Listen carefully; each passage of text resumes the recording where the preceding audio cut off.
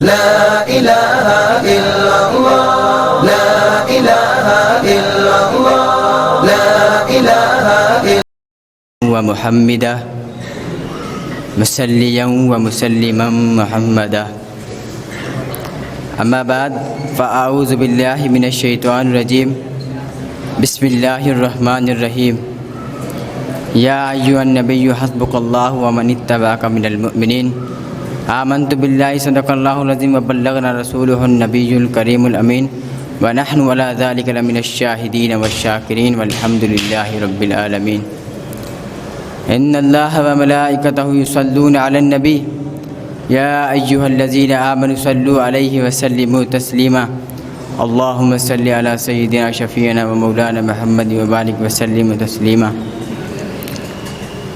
آج کی اس پروقار بزم غوثیہ میں سیرت حضرت عمر رضی اللہ تعالی عنہ کے حوالے سے چند باتیں عرض کروں گا۔ اللہ رب العزت سے دعا ہے کہ وہ حق اور سچ کہنے کی توفیق عطا فرمائے۔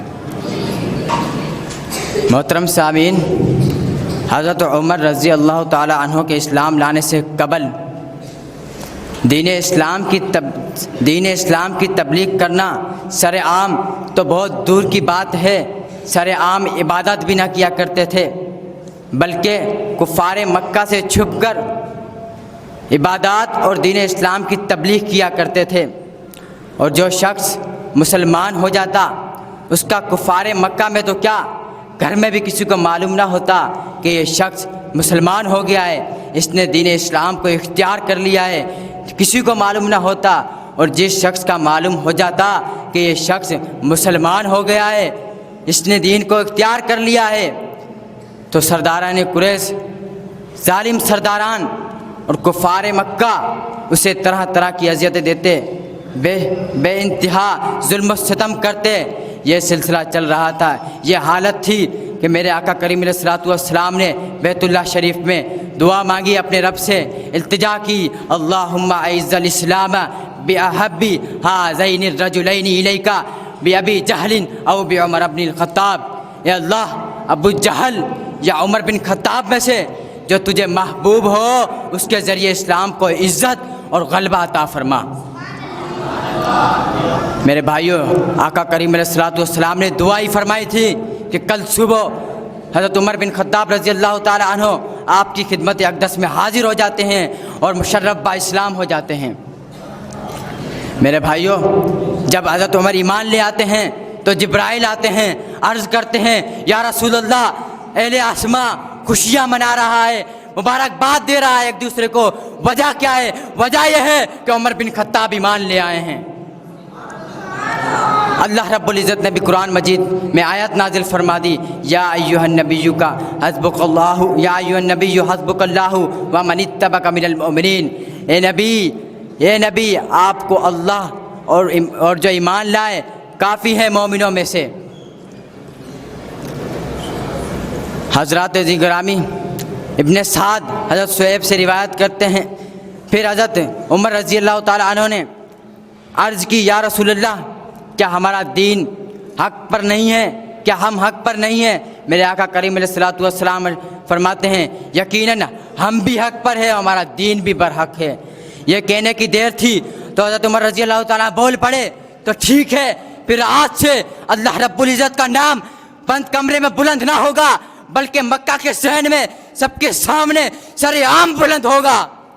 یہ کہنے کی دیر تھی، میرے آقا کریم علیہ الصلوۃ والسلام 2 صفحے بنا کر مکہ میں تشریف لے گئے، اور مکہ میں جیسے ہی اللہ رب العزت کی صدائیں بلند ہونے لگی، اللہ اکبر اللہ اکبر، تو کفار مکہ اور سرداران قریش جمع ہونے لگے، کون ہے جو اللہ اکبر کی صدائیں بلند کر رہا ہے؟ میرے بھائیوں، جو آتا عمر بن خطاب کو دیکھتا، کسی میں ہمت نہ ہوتی، جرأت پیدا ہی نہ ہوتی وہ کچھ کہہ سکے۔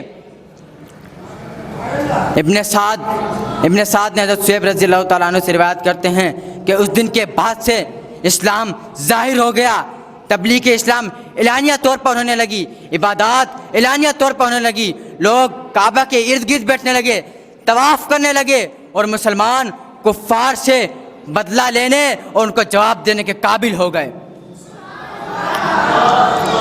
حضرات ذی وقار صحابیوں میں سے وہ لگتے جگر، حضور کے لگتے جگر حضرت عمر بن خطاب تھے، جن کی رائے کے موافق اللہ رب العزت قرآن مجید کی آیت فرما دیتا. جیسا کہ ایک مقام پہ حضرت عمر رضی اللہ تعالی عنہ نے عرض کی، یا رسول اللہ کاش ہم مقام ابراہیم کو نماز کی جگہ بناتے. یہ کہنے کی دیر تھی کہ اس کے بعد اللہ رب العزت نے قرآن مجید میں آیت نازل فرما دی، وَاتَّخِذُوا مِن مَّقَامِ إِبْرَاهِيمَ مُصَلَّى، اور مقام ابراہیم کو نماز کی جگہ بنا لو. دوسرے مقام پر جب تمام ازواج مطہرات آپ کے حضور کے غیرت دلانے میں شریک ہو گئی تو حضرت عمر رضی اللہ تعالیٰ نے کہا، عسیٰ ربہ ان طلقکن ان یبدلہ ازواجا خیرا منکن. یہ الفاظ حضرت عمر رضی اللہ تعالیٰ عنہ کے تھے، لیکن اللہ رب العزت نے ان الفاظ کو قرآن میں تبدیل فرما دیا اور قرآن میں آیت نازل فرما دی. میں اپنی تقریر کا آغاز اس شعر کے ساتھ کروں گا. میں اپنی تقریر کا اختتام اس شعر کے ساتھ کروں گا. آج ضرورت ہے تیری، آج ضرورت ہے تیری نوع بشر کو، آج ضرورت ہے تیری نوع بشر کو، اس عہد کا مظلوم کا، اس عہد مظلوم کا راہ نگر ہے اس عہد مظلوم کا راہ نگر ہے تیرا. اما توفیق اللہ. سیر گلشن کون دیکھے دشت طیبہ